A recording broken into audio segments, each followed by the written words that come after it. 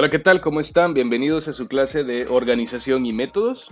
En esta oportunidad vamos a conocer un poco más acerca de la elaboración de los organigramas. Como fuente principal se utiliza una publicación de Bisneo.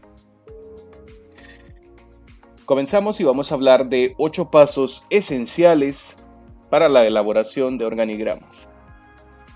En este documento se indica que lo primero que debe realizarse, que debemos conocer para poder hacer un organigrama, son los elementos clave que debe contener un buen organigrama. Es decir, cuáles son los datos que un organigrama debe de reflejar.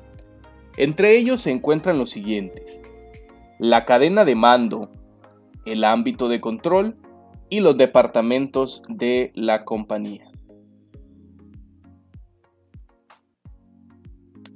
Al tener en cuenta estos 3 elementos fundamentales, es un poco más fácil el poder estructurar un buen organigrama que sea visualmente llamativo, pero que sea efectivo, que sea objetivo y que sirva pues para lo que debe servir, que es reflejar la estructura de la empresa. El primer paso es establecer la cadena de mando. De esto se dice lo siguiente: conocer la cadena de mando es esencial. Se trata de determinar la jerarquía del trabajo. En definitiva, qué cometido y qué obligaciones tiene cada empleado. Esto es muy importante que deba darse a conocer o que deba conocerse, investigarse, y es qué realiza cada empleado. Porque en muchas organizaciones, en muchas pequeñas y medianas empresas, se da que las personas no saben realmente cuáles son sus obligaciones, cuáles son sus responsabilidades, qué es lo que les compete. Hay que conocer cuántos niveles de mando hay, así como quién toma las decisiones y quién lidera a quién. Hay que ver quién es el jefe de quién. Porque también, como indico, en muchas organizaciones se da una dualidad de funciones, se da una dualidad de responsabilidades e incluso llega a darse pues una dualidad de mando, donde 2 personas se supone tienen el mando de un determinado departamento, lo cual pues no es objetivo, pero a veces suele suceder. Aunque se trata de un aspecto fundamental en una empresa muy jerarquizada, todas las compañías deberían tener un organigrama para facilitar la gestión de sus recursos humanos, incluso si mantienen una organización más horizontal. La jerarquía siempre está presente en la organización y eso hay que tenerlo claro. Siempre va a haber un jefe, siempre va a haber un subjefe, siempre van a haber subordinados y personas que están bajo la responsabilidad de ese jefe. Y aunque la empresa sea una empresa, por ejemplo, muy jerarquizada, donde se conozca quién es el líder, quién es el jefe, es necesario tener un organigrama. Por ejemplo, si un empleado tiene 2 superiores de quienes depende, podría resultar confuso si no se establece qué responsabilidades tiene cada uno sobre este empleado.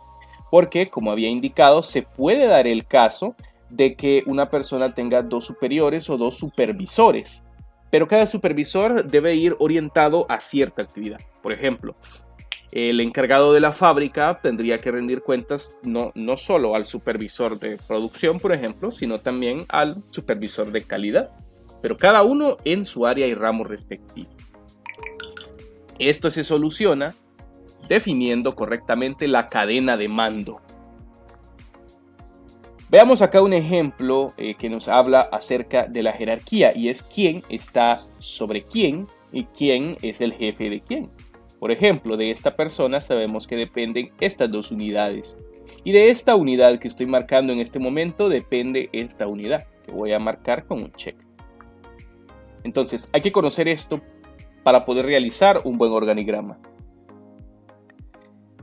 Con un sistema de organigramas empresariales, usualmente, pues la persona se olvida de establecer las jerarquías y configurar los permisos, porque los softwares, distintos software como el que promociona Bisneo, definen qué empleados tienen acceso a qué información, y automatizando todo, pues puede llegarse a realizar un organigrama muy sencillo. Por ejemplo, pasando de una tabla de Excel donde están todos los datos de los empleados y de los jefes, etcétera, y esto se convierte automáticamente con un programa en un organigrama. ¿Cómo hacer un organigrama? Hay que segmentar los departamentos. La creación de los departamentos es esencial para la correcta organización empresarial.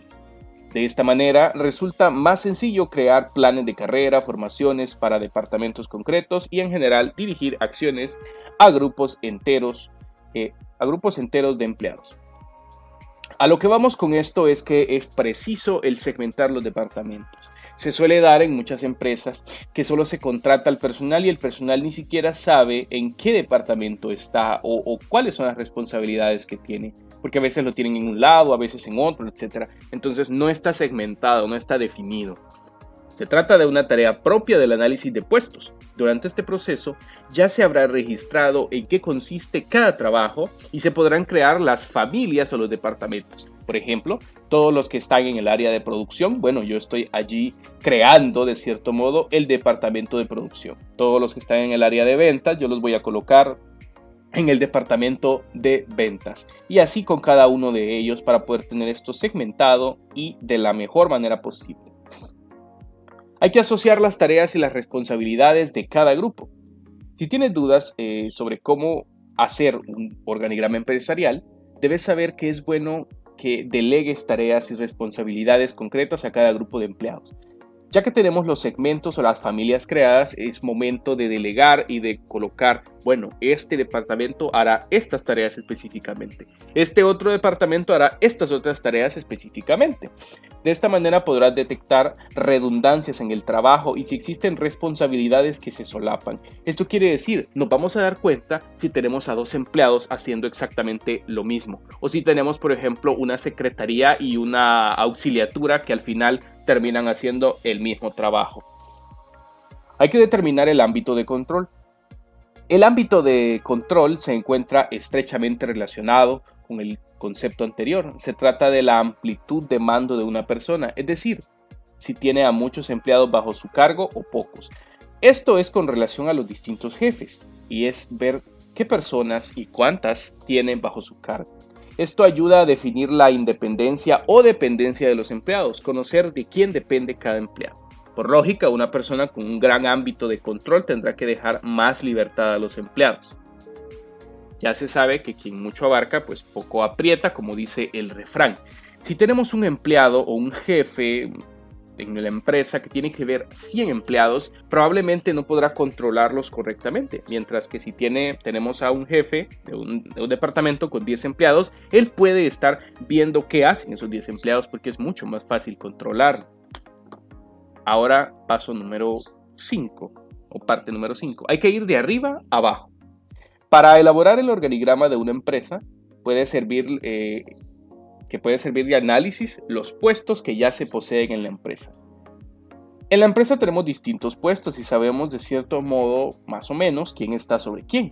Hay que empezar por el puesto más alto, el CEO de la compañía, el gerente general o el presidente, y seguir con los cargos que dependen de este directivo ejecutivo, los responsables de cada departamento, los mandos intermedios, etc., hasta que se llegue a los niveles más bajos. En resumen, ir de arriba hacia abajo.